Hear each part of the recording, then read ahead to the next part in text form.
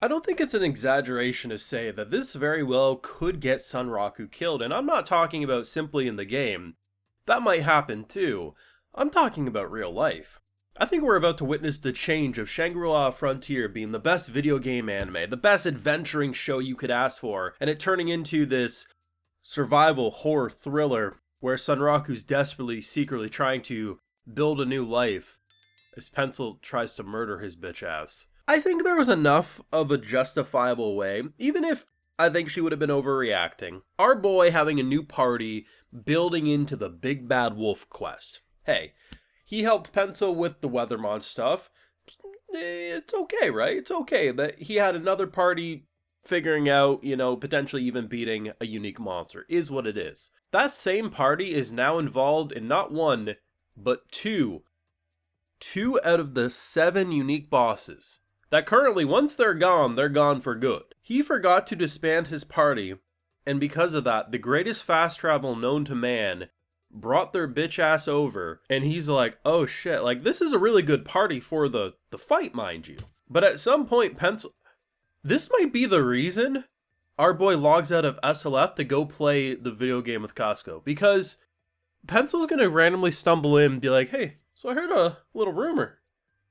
You're halfway through the Wolf Quest? You're also halfway through the Kraken Quest. I wasn't invited. About that. And he's gonna be like, log out. Hey buddy, you want me to fly where? Absolutely. That is hilarious. No matter how I think of that, the only way it gets better is if he somehow stumbles on a third freaking monster and starts that quest with Pencil not involved. I mean, Costco would just get upset. She actually would shank a fool, I'm pretty convinced.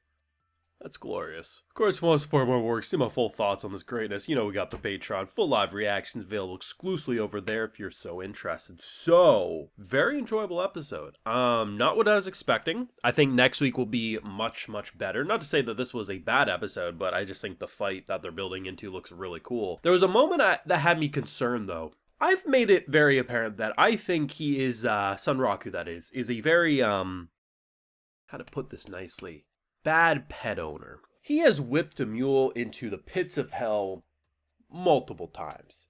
And I think I probably had more PTSD than a mule did, because when he starts talking about how she's gonna help and he's winding her up, I'm like, this guy's actually gonna throw her into the boss. He didn't. I'll admit I was wrong. He threw her up to Mold, who is a mage. So the two little mages are gonna do their thing up there. Makes sense. But Sunraku really needs to learn to use his words, because we've seen enough of him throwing her into the pits of hell. There has been a scene this season that is implied that he used her as a weapon to defeat the monster, and it knocked her out so cold that she was gone for a couple of hours. It's bad enough that you brought the bunnies into the middle of uncharted waters to deal with ghost ship and zombie fish people, potentially a kraken tentacle's gonna smack us at some point. These are NPCs that if they die, they stay dead for good. I would not bring them on any unique quest, ever, because I'd be terrified of them having permadeath. Oh my god, Sunraku, I love you, but you frustrate me in the most entertaining ways. Just a fun episode though, man. It was actually kind of nice because I like that they take their time to build into the big boss fights, right? You look at the wolf stuff. We did the first, we defeated the clone, and that you unlocked like the next step of the quest. This one, we're in the middle of nowhere, and we're dealing with a ghost ship, and I don't know what we'll get out of this ghost ship. Maybe a map, maybe an item. Could be an item. There could be a treasure that allows you to discover something. I don't know. It's just really nice, and, I got a little bit of a taste, and I think it's a good taste, of how they're going to handle probably a lot when it comes to the actual fight whenever we get it, right?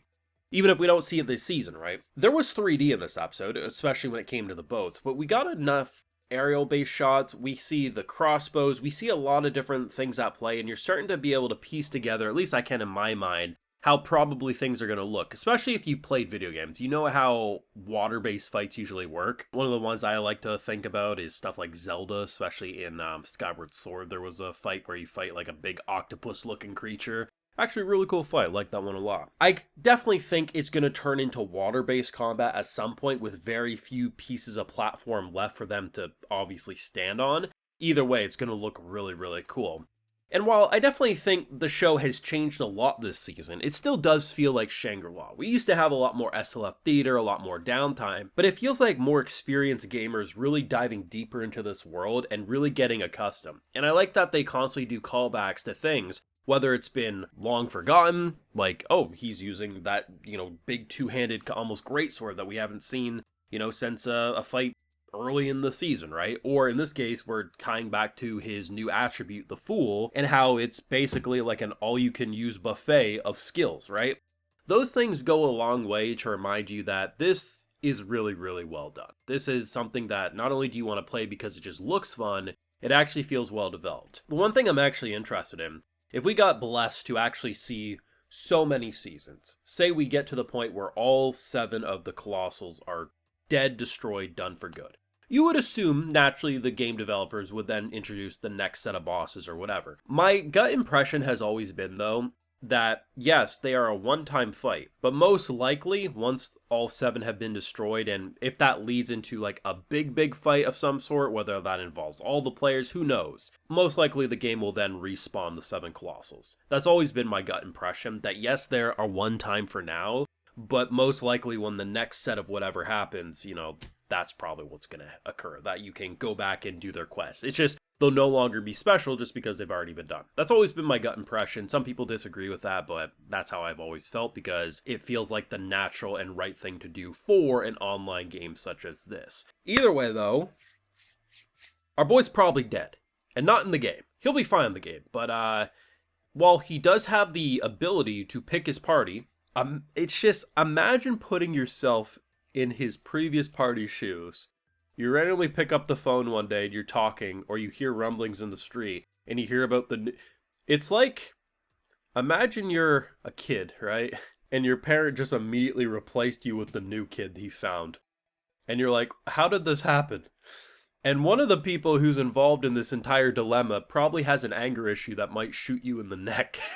Shangri-La doesn't miss, man. It always makes me happy to wake up on Sundays knowing I'm going to kickstart my day with this. It's going to be sad when we do wrap up Season 2, but it's good to know that it is rumored that Season 3 is also in production. You let me know your thoughts down below. What are you excited the most for next week? I mean, I'm definitely excited for the fight, obviously, but I think I'm most interested how the combo of Mold as well as a Mule is going to work, because I think that'll be a really nasty duo. You let me know your thoughts down below. Leave a like if you enjoyed, subscribe if you're new around here, of course ring that bell, and like I mentioned, we got those full live reactions over on Patreon, and hey, while you're over there, I'll give you a video shout out. So today we got Frozen, Jinnis, Frank Stendel, David Walker, Y, Happy Lenico, Tori Holland, and we also have CCC Studios. So I appreciate the support, everyone. Please take care. Have a good one.